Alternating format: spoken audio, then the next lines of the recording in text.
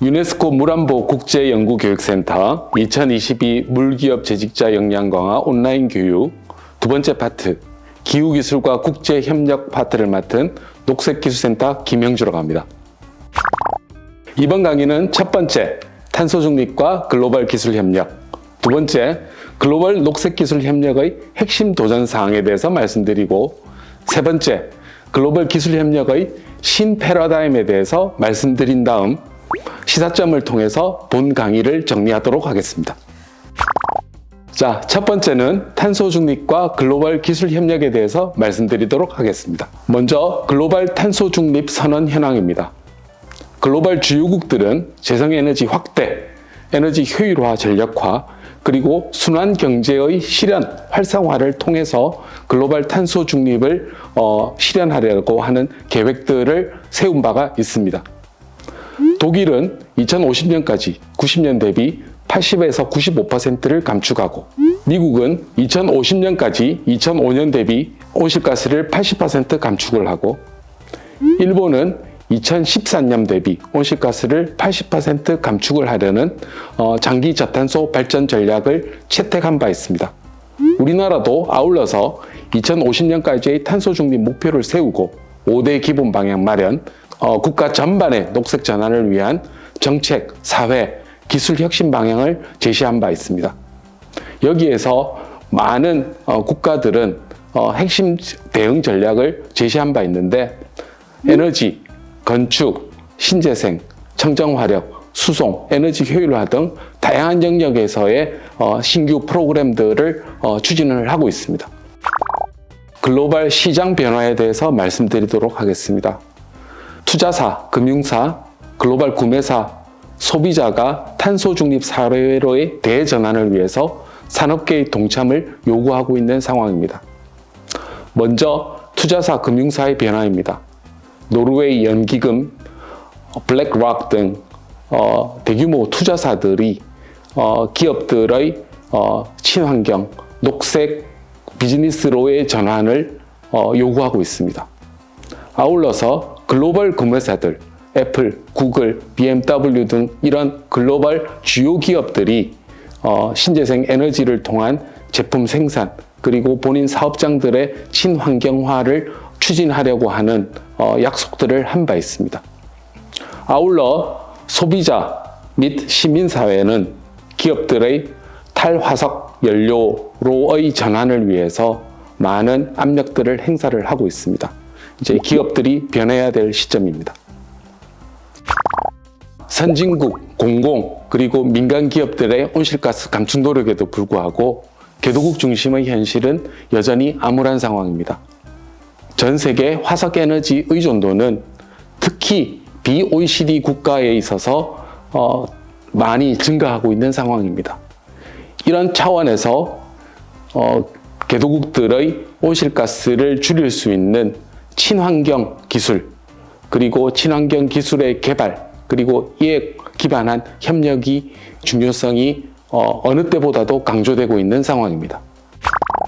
기후위기는 과학기술적 대응이 필수적입니다. UN Climate Speech, 그리고 파리 협약, 그리고 IPCC의 보고서들에 있어서는 기술 혁신은 기후 탄력적 개발의 중심이고, 그리고 기술 개발 및 이전은 중요하고, 기술 혁신 및 기술의 신속한 확산을 위한 이행이 필요하다고 하는 중요성들이 글로벌 사회를 통해서 강조되고 있습니다.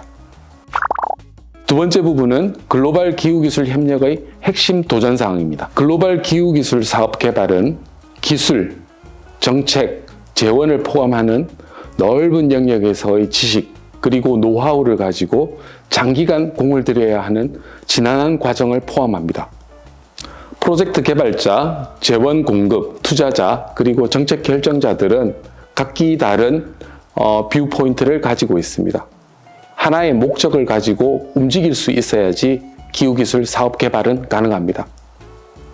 그러나 현지 니즈에 부합한 실증이 부족하다든지, 전문가 간의 협력이 부족하다든지, 전문 인력이 부족하다든지 네트워크가 취약하다든지 하는 다양한 장애 요인들을 통해서 이러한 기후기술 사업 개발들은 많은 어려움에 봉착해 있는 상황입니다. 이러한 장애 요인들을 돌파하기 위해서 본 강의에서는 4가지 추진 방향들을 언급해 보고자 합니다.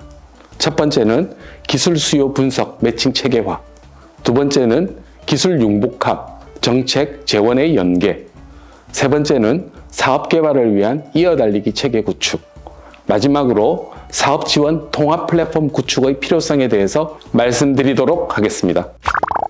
자, 세 번째 부분은 글로벌 기술 협력의 신 패러다임입니다. 첫 번째 방향성은 개도국 수요 분석 그리고 매칭의 체계화가 되겠습니다. 국내 관계기관과의 체계적 협업을 통해서 진성 기술협력 수요 발굴을 하는 것들이 필요합니다. 전통적으로 개도국 개발을 위해서는 선진국들이 관심을 가지고 있는 기술, 사업 아이템들을 개도국에 들고 가서 일방적으로 적용해 보려고 하는 시도들이 많이 있었습니다. 이런 일방적 흐름을 통해서 진행해왔던 이런 프로젝트 개발들은 개도국 형제에 맞지 않는 여러 가지 이유들로 인해서 성공적이지 못한 사례들이 다수 발견이 되었습니다. 그래서 국제기구, 그리고 재원기관, 그리고 NGO, 현지기관과의 긴밀한 협업을 통해서 진성 기술협력 수요를 발굴하는 것들이 무엇보다도 중요합니다. 진성 수요를 확보하고 사전조사, 심층 인터뷰들을 통해서 이런 수요들의 진성 수요 여부를 면밀히 검토하는 작업들이 무엇보다도 중요합니다. 이렇게 확보된 진성 수요들이 기업들과의 충분한 협의를 통해서 컨셉 노트화하고 프로젝트화되는 어프로치가 중요합니다. 자, 두 번째 방향성은 기술, 재원, 정책의 연계에 대한 부분입니다. 특히 유엔 기후변화 협약화의 기술 메커니즘의 공식적인 창구와의 협업을 하고 이를 통해서 체계적 기술 지원 프로젝트를 만들어 나가는 것들이 중요합니다. 이런 기술 지원 프로젝트를 기반으로 ODA 프로젝트, 국제금융기관과의 프로젝트, 그리고 탄소 시장을 연계할 수 있는 다양한 형태의 프로젝트로 발전시켜 나가는 것들이 중요합니다. 진성 수요에 기반한 프로젝트 기획 그리고 기술 지원 프로젝트들은 지금 슬라이드에서 언급한 크게 3가지 방향의 프로젝트로 확장 발전될 수 있습니다. GCF, MDB로 대별되는 국제금융기관과의 프로젝트, 그리고 코이카, EDCF 등과의 협업을 통한 유무상 ODA 프로젝트, 그리고 탄소 시장과 연계할 수 있는 프로젝트의 개발을 통해서 프로젝트 그리고 기술의 특성에 따라서 이런 다양한 형태의 프로젝트로 확장, 발전시켜 나가는 것들이 중요합니다. 본 강의에서 탄소 시장을 활용한 사업 개발 사례에 대해서 간단히 언급하고자 합니다. 본 프로젝트는 방글라데시 연안 지역을 대상으로 한 염분 정수 기술 사업입니다. 원래 이 해당 기술에 대한 탄소 배출권을 확보하기 위한 MRV 방법론들은 없던 상황이었습니다. 그리고 이 기술 지원 사업들을 통해서 신규로 MRV 방법론들을 구축을 하고 UNFCCC의 등록을 통해서 이 해당 프로젝트가 확장, 발전될 수 있는 기반을 만들었습니다. 새로 발굴되고 개발되는 기술 그리고 프로젝트를 통해서 이러한 신규 방법론들이 계속 만들어지고 이런 것들이 개도국 환경에서 실증, 확장되기를 바랍니다. 유엔 기후변화 협약 기후기술 센터 앤 네트워크 CTCN의 기술 지원 사업으로 추진이 되었습니다. 이 CTCN TA 사업을 통해서 이전에 없었던 신규 MRV 방법론을 개발하고 이를 UNFCCC에 등록한 바가 있습니다.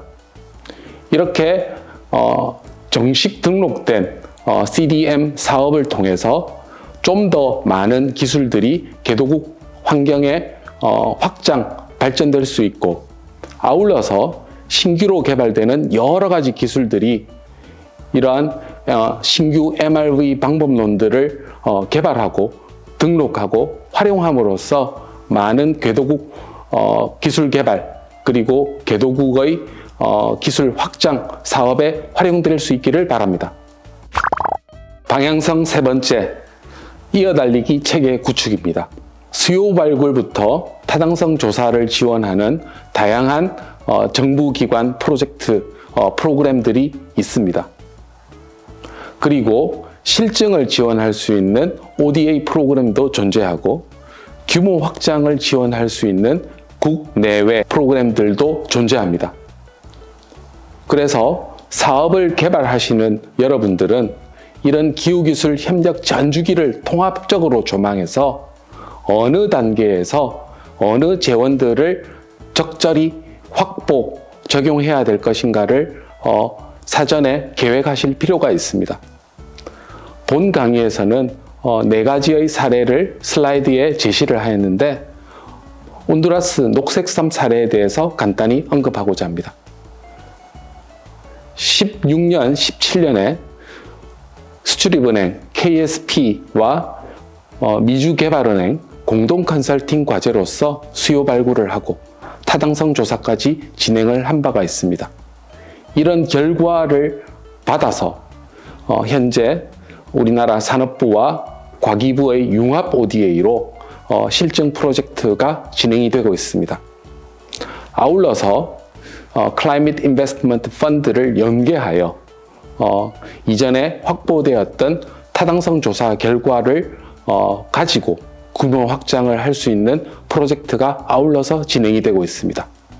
이런 체계처럼 통합적 조망을 하고 언제부터 언제까지 어떤 재원들을 활용할 것인가에 대한 계획을 세우는 것들은 중요하다고 말씀을 드리고 싶습니다. 자, 방향성 네 번째, 기후사업 지원 통합 플랫폼 구축입니다.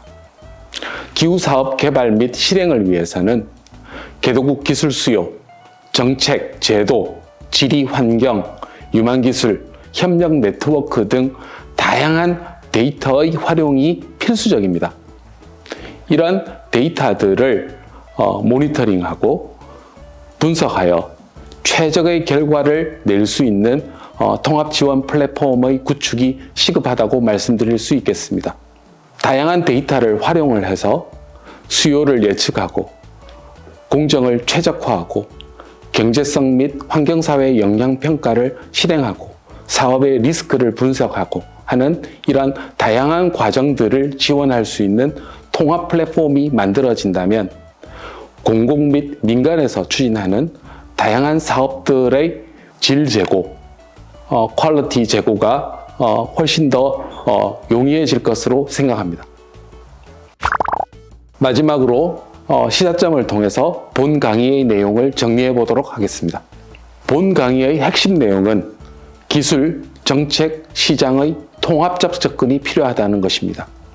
이런 통합적 접근에 기반을 해서 비즈니스 모델 창출을 위한 전략적 접근을 할 필요가 있다는 부분입니다. 기술만 가지고, 재원만 가지고, 정부의 정책적 의지만 가지고 이런 기후 사업이 만들어질 수는 없습니다. 기술, 재원, 정책의 융합 어프로치를 통해서 가장 가치 있는 비즈니스 모델들이 만들어지고 이들이 확장될 수 있습니다. 이를 위해서 민간, 협력, 그리고 지자체, 국제기구, NGO들과의 다양한 협업 구도가 만들어질 수 있고 아울러서 우리나라 기술들이 해외에 확장이 될 수 있고 우리 지식 기반의 기후기술 서비스 산업들이 육성될 수 있을 것입니다. 이를 통해서 우리나라 NDC에서 아울러 강조를 하고 있는 해외 관축분의 확보도 일정 부분 가능할 것이라고 생각합니다. 지금까지 강의를 맡은 녹색기술센터 김영주였습니다. 감사합니다.